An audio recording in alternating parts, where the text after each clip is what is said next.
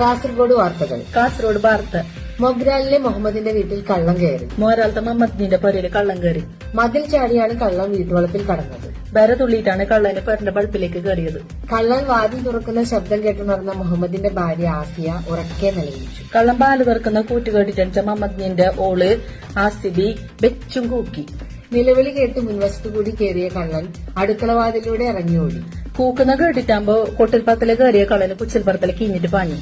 ഓടുന്ന സമയത്ത് അടുക്കളപ്പുറത്തുണ്ടായിരുന്ന ചളിയും പായലും ചവിട്ടി കള്ളൻ വഴുതി. പായുമ്പോ കുച്ചിൽപ്പുറത്തിലെ കുറെ ചീച്ചലും പാമ്പാഞ്ചും പിടിച്ചിട്ടുണ്ടായിരുന്നു. ആടെ ചവിട്ടിയിട്ട് കള്ളന് ജാറിയിട്ട് പോണു. അനക്കം കെട്ടെത്തിയ അയൽക്കാർ കള്ളനെ പിടിച്ച് പോലീസിൽ ഏൽപ്പിച്ചു. അജനെ കേട്ടിട്ട് വന്ന നരക്കാര് കള്ളനെ പിടിച്ചിട്ട് പോലീസിന് കൊടുത്തു. ഇനി ജീവനുണ്ടെങ്കിൽ മോഷണം ചെയ്യില്ലെന്ന് കള്ളൻ സ്റ്റേഷനിൽ വെച്ച് സത്യം ചെയ്തു. ഇനി ചേച്ചിട്ടുണ്ടെങ്കിൽ കക്കാൻ പോയാലെന്ന് കള്ളൻ സത്യം പിടിച്ചിട്ട് ചെല്ലി. ചെർക്കളയിലെ അബ്ദുൽ ഖാദറിന്റെ മകൻ യൂസഫ് അന്തരിച്ചു. ചെറുക്കളത്തെ കായിച്ചാന്റെ ഇസുബ് പോയിപ്പോയി. 80 വയസ്സായിരുന്നു. 80 വയസ്സായി.